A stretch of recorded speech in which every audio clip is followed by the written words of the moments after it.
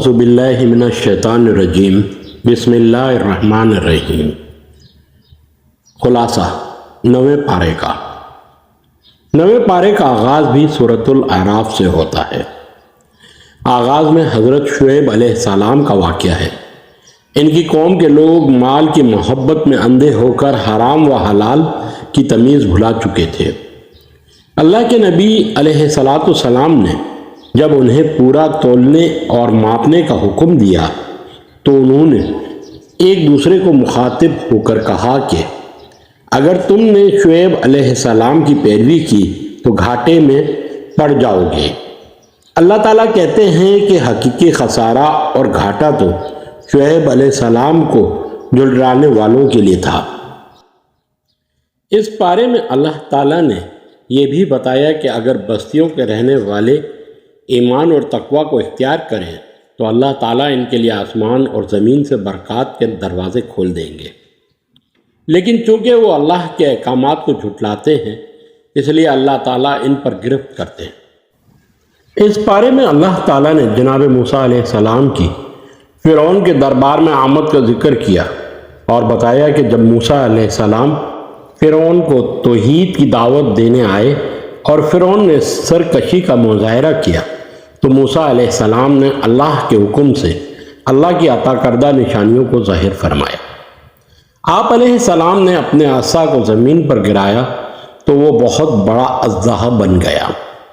آپ نے اپنے ہاتھ کو اپنی بغل میں ڈال کر باہر نکالا تو وہ روشن ہو گیا۔ اللہ تعالیٰ کی اتنی واضح نشانیوں کو دیکھ کر بھی فرعون اور اس کے مصاحب سرکشی پر تلے رہے اور جناب موسیٰ علیہ السلام اور ہارون علیہ السلام کو جادوگر قرار دے دیا۔ اس پارے میں اللہ تعالیٰ نے اس بات کا بھی ذکر کیا کہ اللہ نے فرعون اور اس کے قبیلے پر مختلف قسم کے عذاب مسلط کیے۔ اللہ تعالیٰ نے کبھی پھلوں کے نقصانات کے ذریعے، کبھی خون کی بارش کے ذریعے، کبھی جوؤں، مینڈکوں اور ٹڈیوں کی بارش کے ذریعے ان پر اپنے عذاب نازل کیے۔ ہر دفعہ آتے ہوئے عذاب کو دیکھ کر آل فرعون اپنی اصلاح کا وعدہ کرتے، لیکن جب وہ عذاب ٹل جاتا تو دوبارہ نافرمانی پر آمادہ ہو جاتے، یہاں تک کہ اللہ تعالیٰ نے ان کی نافرمانیوں کی پاداش میں ان کو سمندر میں غرق کر دیا۔ اس پارے میں اللہ تعالیٰ نے اس بات کا بھی ذکر کیا کہ اللہ تعالیٰ نے جناب موسیٰ علیہ السلام کو اپنے سے ہم کلام ہونے کا شرف عطا کیا اور 40 روز تک آپ سے کلام کرتے رہے۔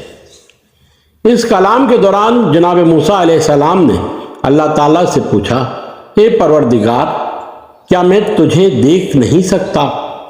تو اللہ تعالیٰ نے کہا کہ نہیں، ایک دفعہ کوہ طور پر نظر کریں، اگر یہ پہاڑ اپنی جگہ جمع رہا تو آپ مجھے دیکھ سکتے ہیں۔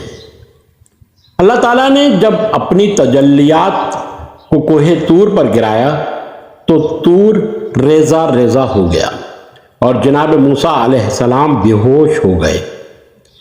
جب جناب موسیٰ علیہ السلام کو ہوش آئے تو انہوں نے کہا، اے پروردگار، آپ کی ذات پاک ہے اس بات سے کہ ان آنکھوں سے آپ کو دیکھا جا سکے۔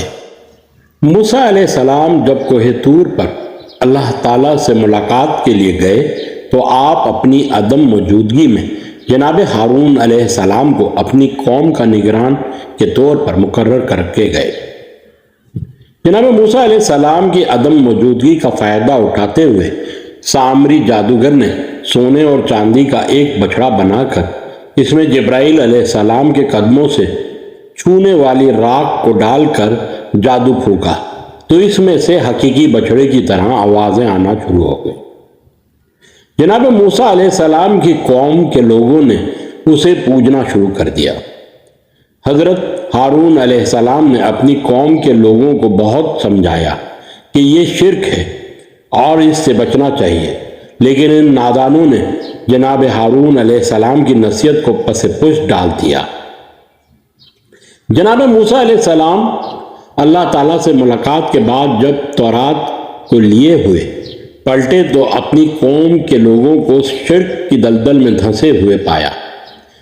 آپ اس منظر کو دیکھ کر اتنا غضبناک ہوئے کہ آپ نے جناب ہارون علیہ السلام کی داڑھی کے بالوں کو پکڑ لیا۔ جناب ہارون علیہ السلام نے جناب موسیٰ علیہ السلام سے کہا کہ اے برادر عزیز، میں نے ان کو بہترین سمجھایا، لیکن انہوں نے میری کسی نصیحت کو قبول نہ کیا۔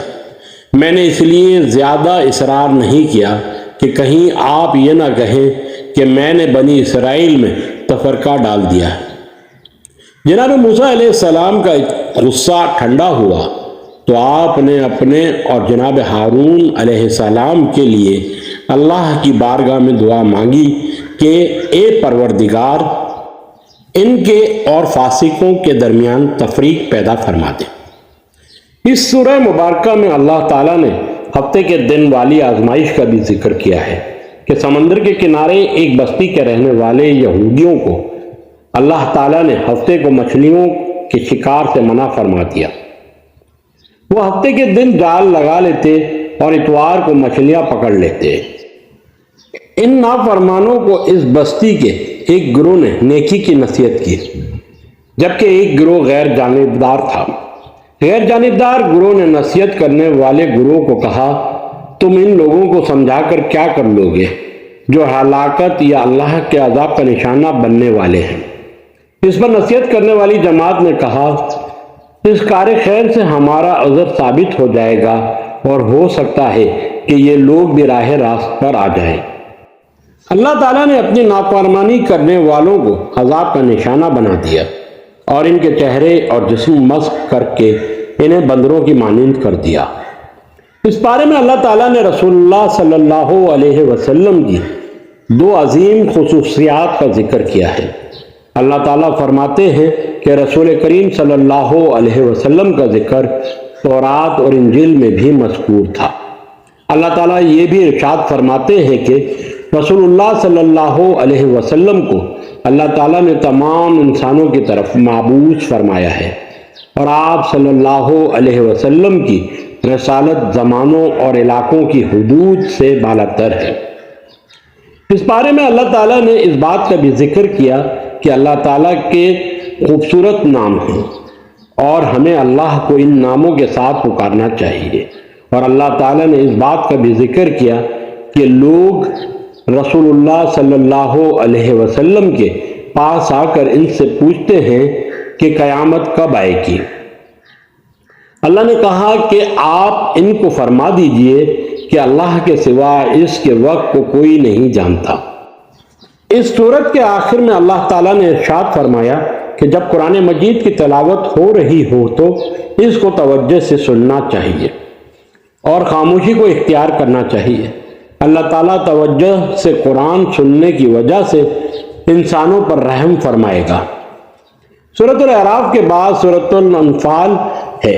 سورۃ الانفال میں اللہ تعالیٰ بیان کرتے ہیں کہ اللہ نے بدر کے معرکے میں مسلمانوں کی قلیل تعداد کے باوجود ان کو کافروں پر غالب کیا اور ان کی مدد کے لیے 1000 فرشتے اتارے۔ سورۃ آل عمران میں اللہ تعالیٰ نے ارشاد فرمایا ہے کہ اللہ نے 3000 اور اس کے بعد صبر و استقامت کے مظاہرے کی صورت میں 5000 فرشتوں کے نزول کا وعدہ فرمایا۔ یہ بھی ارشاد فرمایا کہ فرشتوں کی مدد تو در حقیقت مومنوں کے لیے ایک بشارت ہے، اصل مدد تو اللہ کی نصرت ہے۔ اس کے بعد اللہ تعالیٰ نے اس بات کا بھی ذکر کیا کہ اہل ایمان کو جب اللہ اور اس کے رسول بلائیں تو ان کو فوراً ان کی پکار کا جواب دینا چاہیے، اس لیے کہ ایمان والوں کو اللہ اور اس کے رسول صلی اللہ علیہ وسلم کی پکار پر عمل پیرا ہو کر ہی زندگی ملتی ہے۔ اس بارے میں اللہ تعالیٰ نے اس بات کا بھی ذکر کیا کہ جس جگہ پر رسول اللہ صلی اللہ علیہ وسلم موجود ہوں یا جس قوم کے لوگ استغفار کرنے والے ہوں، ان پر اللہ کا عذاب نہیں آ سکتا۔ یعنی رسول اللہ صلی اللہ علیہ وسلم کے وصال کے بعد امت مسلمہ کے پاس عذاب سے بچنے کے لیے آج بھی استغفار کا ہتھیار موجود ہے۔ اللہ تعالیٰ سے دعا ہے کہ ہمیں قرآن مجید پڑھنے، سمجھنے اور سکھانے کی توفیق عطا فرمائے۔ اسی کے ساتھ ڈاکٹر سید نوید عبید اللہ کو اجازت دیجیے۔ السلام علیکم ورحمۃ اللہ وبرکاتہ۔ اللہ رب العزت سے دعا ہے کہ قرآن اور حدیث پر چلتے ہوئے فرقہ واریت کی لعنت سے باہر نکلنے کی توفیق عطا فرمائے، آمین یا رب العالمین۔ السلام علیکم ورحمۃ اللہ وبرکاتہ۔